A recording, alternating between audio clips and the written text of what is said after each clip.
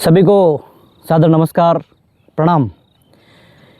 आज मैं एक बहुत ही महत्वपूर्ण विषय पर चर्चा करना आप लोगों से चाहता हूं। आज आपने देखा होगा भोजन में गेहूं प्रयोग में आ रहे हैं, सब्जियों में जो सब्जियां बाज़ार में आती है वो सब अधिकांश आपने देखा होगा रासायनिक पदार्थ, रासायनिक खाद, इनका बहुत ज़्यादातर इसमें प्रयोग किया जाता है। मैं आप लोगों से कहना चाहता हूँ, आपके पास जितनी भी ज़मीन है उसमें ऑर्गेनिक खेती करें। कहने का अर्थ है जैविक खेती करें। इसके लिए ज़रूरी है आपके घर में गौ माता का होना, और जैविक खेती करेंगे गौ माता का भी संरक्षण होगा, और साथ ही अपना देश भारतवर्ष जो पहले गायों के मामले में कह सकते हैं विश्व गुरु था, गायों का इतना सम्मान किया जाता था। आज अपन वर्तमान में गायों की क्या स्थिति है ये देख रहे हैं। इसके लिए ज़रूरी है अपन गौ माता का संरक्षण करें और जैविक खेती का ज़्यादा से ज़्यादा प्रयोग करें। मैं भी प्रयास करता हूँ जैविक खेती का प्रयोग हो। मेरे खेत पे खाने के लिए नींबू, कटहल मैंने लगा रखे हैं। उनका मैं प्रयोग जब से उनको लगाया है तब से उनमें ना कोई रासायनिक खाद का प्रयोग किया गया है। मैं जैविक खाद उनमें यूज़ करता हूँ। आप देख सकते हैं देवालय पर चढ़े हुए जो फूल हैं इनको मैंने सड़ाकर इनका खाद बनाया है। घर पे गाय हैं, उनका खाद भी हम हमारे खेतों में करते हैं।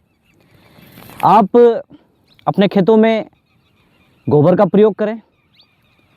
ऐसे जो खाद पेस्टिसाइड आते हैं उनका प्रयोग ना करें, सेहत के लिए बहुत हानिकारक होते हैं।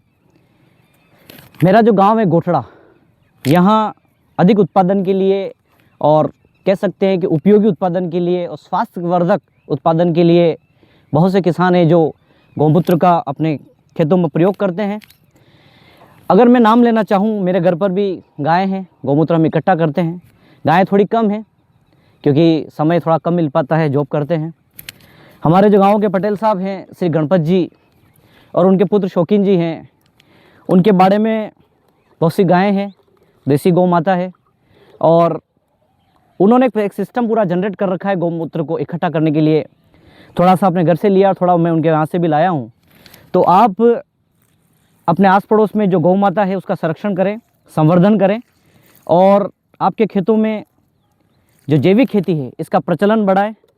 आपका स्वास्थ्य बहुत उत्तम रहेगा। जैविक खेती के अंतर्गत आजकल जो प्रचलन में है बहुत ज़्यादातर केचुआ की खाद बनाई जाती है, वो भी आप प्रयोग कर सकते हैं। लेकिन मैं एक बात जोर दे के कहूँगा, आप गौमूत्र और गोबर का ज़्यादा से ज़्यादा प्रयोग करें ताकि वर्तमान में जो गौ माता की जो भारतवर्ष में दुर्दशा हो रही है उसको अपन रोक सके, गौ माता को पुनः सम्मान दिलाएं, गौ माता के संरक्षण में अपन बहुत मिलकर प्रयास करें। इसके लिए ज़रूरी है आप जैविक खेती में गौमूत्र का प्रयोग करें। आप देख सकते हैं ये जो नींबू का पेड़ है इस पर मैं गौमूत्र का प्रयोग कर रहा हूँ, और गौ माता के संरक्षण के लिए हम अधिकतम प्रयास करें। सब मिलकर गौ माता को बचाने के लिए एक कह सकते हैं सामूहिक जो उत्तरदायित्व है उसका निर्वहन करें, और गौ माता को पुनः उस स्थान पर प्रतिष्ठित करें जिसके लिए भारतवर्ष जाना जाता है। गौ माता सिर्फ गाय को ही गौ माता कहा जाता है क्योंकि उसमें ममत्व होता है, उसके दूध में पौष्टिकता होती है, उसके दूध में ताकत होती है, और उसके कह सकते हैं हमारे जो आराध्य हैं भगवान कृष्ण, उनको गोपाल कहा जाता है। उन्होंने गायों को पाला और कितने असुरों का, कितने दुष्टों का उन्होंने संहार किया। हम सब मिलकर गौ माता के संरक्षण के लिए प्रयास करें और जैविक खेती में गोबर और गौमूत्र का प्रयोग करें। वंदे धेनु मातरम।